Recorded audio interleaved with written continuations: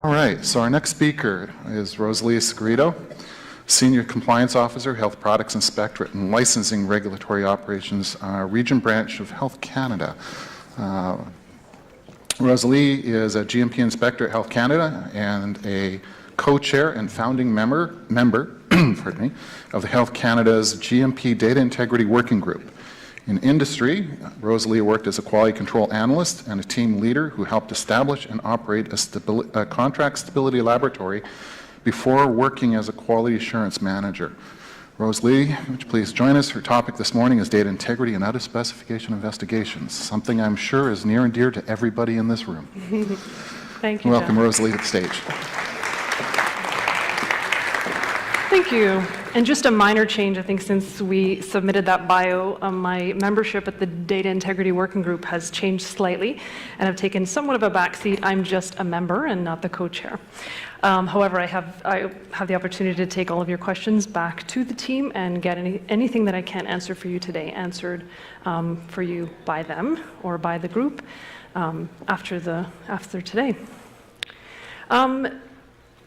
Just to point out that I have 45 minutes to cram in a topic that over last year was covered over 2 days during the PSG conference on data integrity, so I'll do my best. I probably won't have the opportunity to delve into anything too deeply, but I'm going to leave a considerable question and answer period at the end to allow you guys to ask specific questions where I can hopefully be a bit more detailed. Just as a show of hands, how many people either attended last year's presentation or had the information shared with them, so they're very familiar with the contents of last year's 2-day seminar? Show of hands? Great, just like to get to know my audience. And just for my own curiosity, how many of you know me from inspections and therefore know my approach and know the expectations and how I apply them? Great. Thank you. All right, you'll see on the slides, as with the other ones, that there are slide numbers at the end, at the bottom corner. Please, if you have specific questions for me about any of the contents on the slides, note the number and then we'll address them at the end and I'll go back to that slide. I know they put me right before lunchtime and I hope I have everyone's attention even though your stomachs might be grumbling, although I saw that the snacks outside are quite good.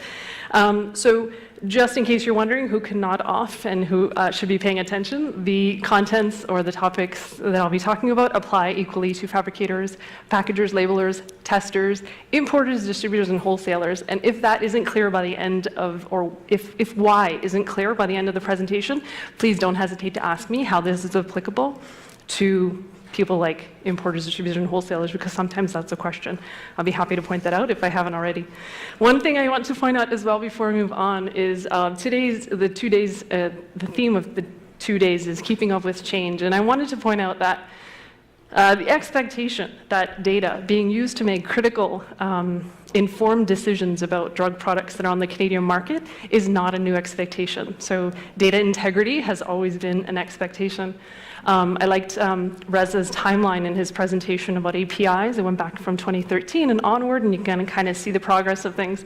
And I wanted to make clear that data integrity is something that if we had like a starting point of GMP or of drug product manufacturing, that's when data integrity started.